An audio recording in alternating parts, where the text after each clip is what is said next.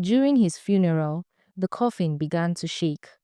In the small village of Kuta, there lived a boy named Kolu and his younger sister Salome. Life was not easy for them. Their parents died when they were still children, leaving them all alone. But though they had no father or mother, they leaned on each other. They worked, they laughed, and every night they sang by the fire. Kolu had a deep and powerful voice. Salome's was soft and sweet. Together their songs filled the village with joy. The elders would shake their heads and say, "This boy's voice will not stay in Kuta, it will travel far." And it did. When Kolu grew older, he left the village for the city. His songs reached many people. He sang about farming, rain, love, and hope. Soon the world knew his name. But the city was not like Kuta. In Kuta he had Salome, the mango tree, the sound of crickets at night. In the city he had bright lights, crowds, and noise but no peace.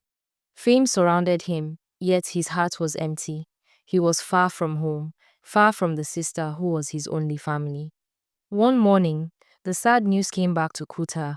Kolu had died in the city alone and lonely. The whole village wept. The men beat the ekwe drum slowly. The women wailed, and children sang his songs through tears. At the front walked Salome, her heart broken, carrying Kolu's old wooden flute. They brought his body home and laid the coffin in the village square. Everyone placed flowers and red earth beside it. Among his things, Salome found a letter he had written. "No matter how far I travel, my heart belongs to Kuta. If I die away, bring me home. Only here will I rest." That night, the people gathered under the stars. The elders asked Salome to sing, but she could not. Instead, she lifted the flute and began to play. Her hands shook, and her eyes were full of tears. The tune was the song she and Kolu had shared as children, the song of rain falling on the farmland and children laughing after harvest. The village grew silent. Even the wind seemed to stop. The coffin began to move again. Slowly, the lid shook. Kolu sat up. His eyes opened, and his chest rose with breath. "Salome," he whispered. The people cried out, some ran, others shouted with joy. "Kolu lives. The ancestors have returned him." Salome dropped the flute and ran to him, hugging him with tears of joy. What was meant to be a burial became a celebration. The drums beat fast, not for mourning but for dancing.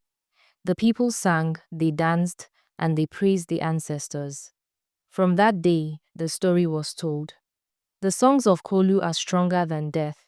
Though he died of loneliness in the city, love brought him back home.